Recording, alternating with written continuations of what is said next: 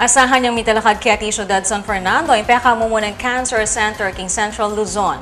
Pesinayan niya groundbreaking ceremony ng Cancer Center Building king Mother Teresa of Calcutta Medical Center nung nukarin pegmaragul dareng manibala ng ospital deng modernong medical equipment.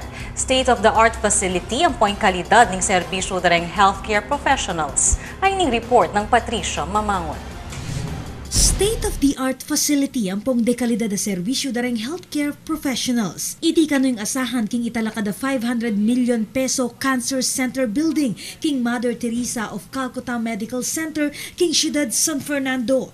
Ing Pekamumunang Cancer Center king Mabiluga Central Luzon. Nyening Miyerkules, pesinayan ning groundbreaking ceremonies ning bayong building. Apay ni munan dareng opisyalis ning ospital ang pong lukalamanong kulan. Kwento ng Vilma Kaluwag, miyembro ning Executive Committee ng MTCMC, mibaiting konsepto inyapang bayang talakading ospital uling balo ng Marakalakabalen ng Manulu king sakita cancer o ausandang Big C. Since day one, I started to build a hospital. That's my dream na.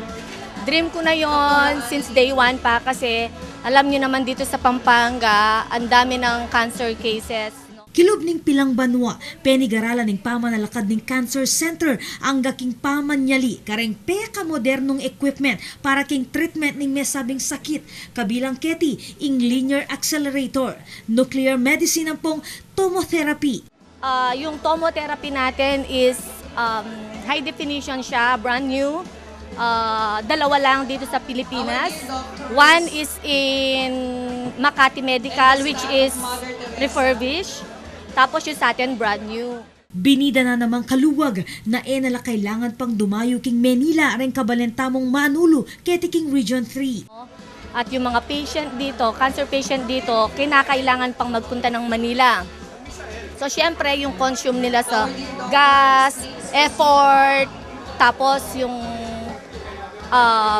cost pa ng pagtitreat doon. Oo. Samantala, kawani king state-of-the-art center, pegmaragul ng Rice Gamboa, presidente ng MTCMC, ing dekalidad a serbisyo dareng medical practitioners ayayampang karenganggang pasyente ning ospital. Magmalasakit, pamagmasabal ka rin, pasyente.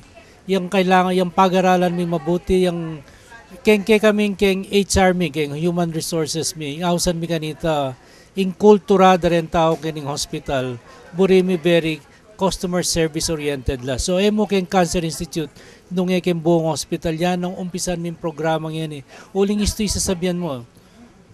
Enough ating kang masanting equipment na buying building mo nung kalubda rin pasyente.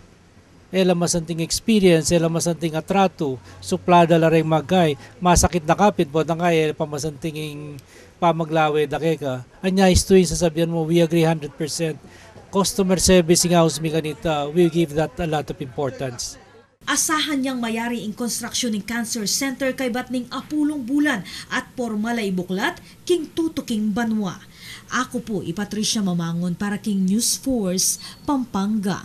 Balitang tutuking balen, susuyo.